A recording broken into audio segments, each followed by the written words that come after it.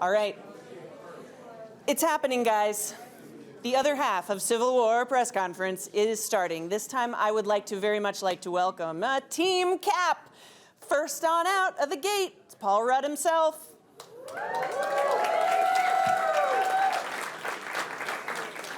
It's doing the same thing. Following. Where do I sit, here or there? Come on down here, Mr. All right. Rudd. I don't want to step on Captain America's toes. Nope, never. All right, sorry. It's all good now. We're all set to go. We're all right. The voice of Anthony Mackie will be followed by his body.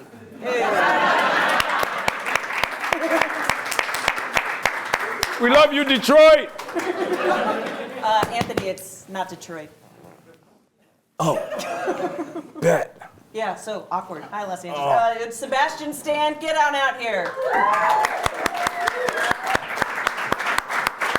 I did not have You didn't have anything prepared? a city for us. It's Cap himself, Chris Evans. Oh, all right. This is fun. Couches. I thought it was going to be like a table. Right? at I us. know, it was a surprise to us all. Real Sit on the kickback. table, dude. Sorry. Very comfortable. We're keeping it real for Elizabeth Olsen I'm coming going out to sit next. back. Everyone else is sitting forward. I'm going to sit back. I think it's a better idea. Yeah, let's just set the tone,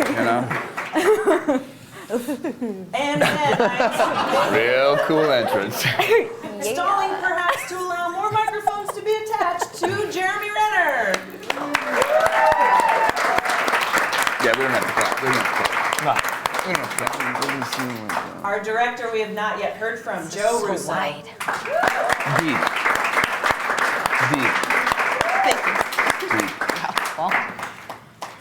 Shut up. It's a crowded couch up there. How's it going, Joe? And then welcoming back Kevin Feige.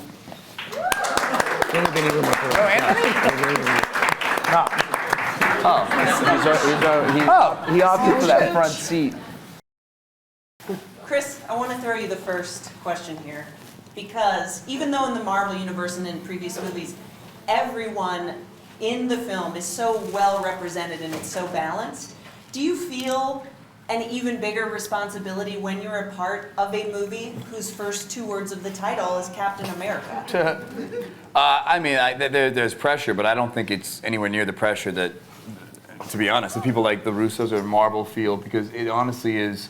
The movies live and die based on the directors and the producers and how we've all seen phenomenal actors and great scripts that still didn't come to fruition in a good way, and it really goes to show that a good movie lives and dies based on the directors. You could have all the other pieces in place, but unless you have quality storytellers, you may fall on your face. And so, yeah, there's pressure, but not as much as you guys, so good luck. They did it. They did their job real well.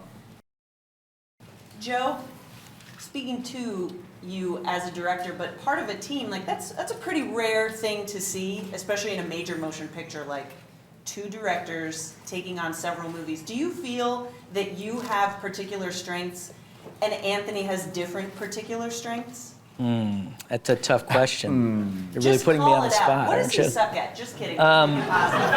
Let's make it No, we've been positive. doing this for a long time together. We grew up watching movies together. We have a very similar aesthetic, and we were working in TV for a long time together.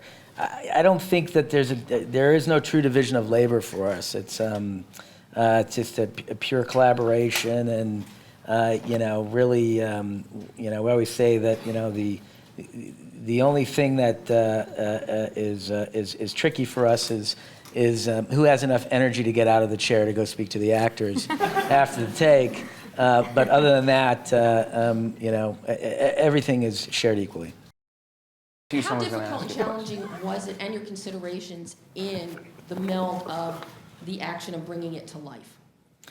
I don't want to repeat what my brother said on the prior panel, but action is very important to us. These movies are about action. The characters express themselves through action. Action has to have storytelling to it for us, or it's vacuous and superficial. And you'll get tired of an action sequence if it's not either defining the character or moving the story forward in some way.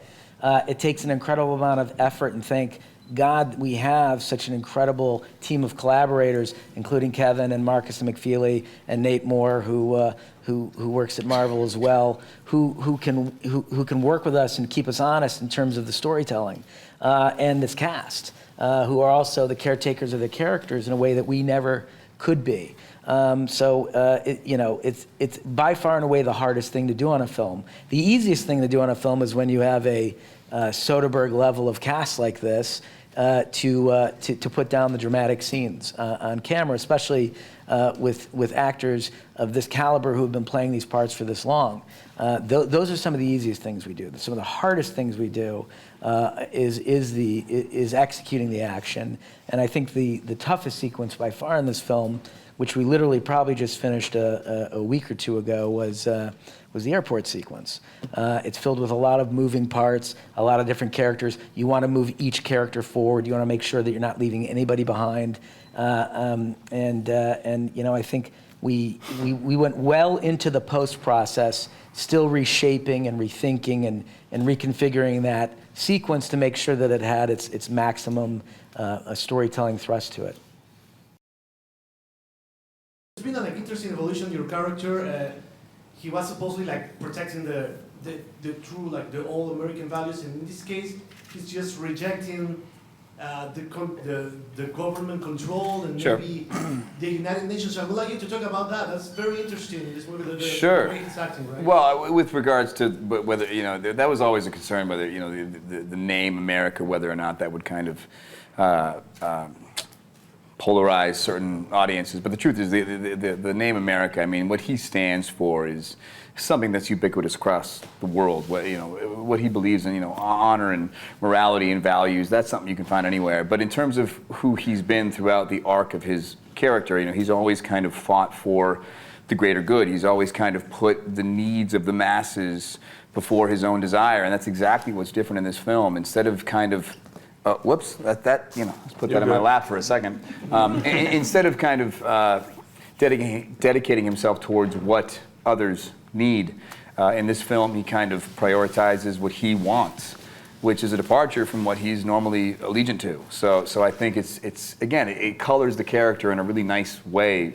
You have a guy who's this incredibly austere and moral character. It's hard trying to find ways to make him layered and dynamic, and I think in this movie he becomes potentially selfish, where he kind of puts his own desires first, but it's rooted in family, which I think is a through line that we can all relate to. Speaking of family, Jeremy, I wanted to ask you, as we got to know Hawkeye more, why do you feel that he joined Cap's side immediately in this film? He's the one who called. I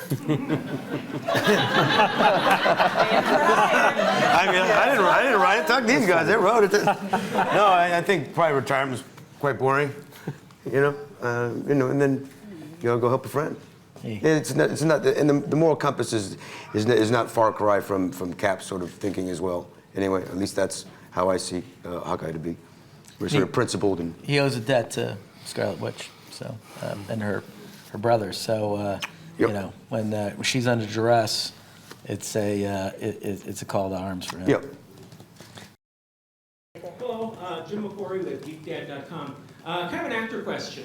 Actors always fill in the gaps in the backstory in their head of stuff that informs the character that isn't in the script and that we never see. What is, all of y'all can answer this, what is something that you know about your character that we don't know? I think that's like a all never tell kind of moment, right? I ain't telling you, man. Yeah, that's kind of how I feel. I don't know. It's a good question. Yeah, I kind of am on board with you that I think to some degree, this is almost like the way it is as being an actor in general. Some things, certain things you want to share and certain things you don't. I think to some degree, it's almost nice having certain parts of the character that are intimate.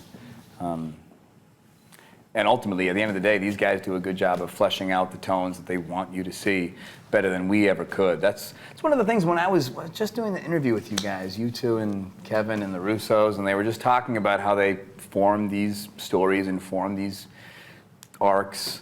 and you really think these things, I'm kind of deviating from the question, but it just feels worthy to bring up because it blew my mind. I've been doing these for a long time now, and we were having an interview, and they were talking about how they were going to a meeting, and sometimes you think with these movies, these giant Marvel movies, any big movie where you think there's 1,000 cooks in the kitchen, you assume there's some sort of formula, some algorithm that kicks in and there's 30 people in suits being like, this is what it needs to be. But the truth is, it really is Joe and Anthony and Kevin and Nate in a room mapping out stories for so many characters, so many arcs, and they're making them real. They're making them actual fleshed out arcs and conflicts that are worthy of a film.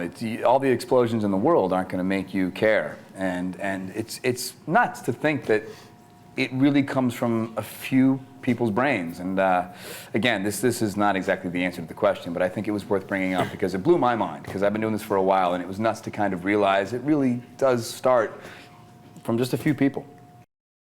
What was your process like in this film as opposed to Winter Soldier when he's not himself, he's not who Cap knew? Well, just to piggyback on what Chris said, I think I'm always fascinated about the same thing. It's just, for example, our writers, Christopher and Steven, I mean, it's just phenomenal to me the way that they were able to write a script that gave every character a moment, an arc, and particularly I think they were the ones that kind of figured the temperature of Bucky Barnes. How much of the guy is back from the first movie, how much of the Winter Soldier's there, and for me it was just sort of taking it off the page and following them, But a lot of that I think is determined in the writing and then also in the decisions that these guys make, And the fun part for me is I never know, where they're going to take it. So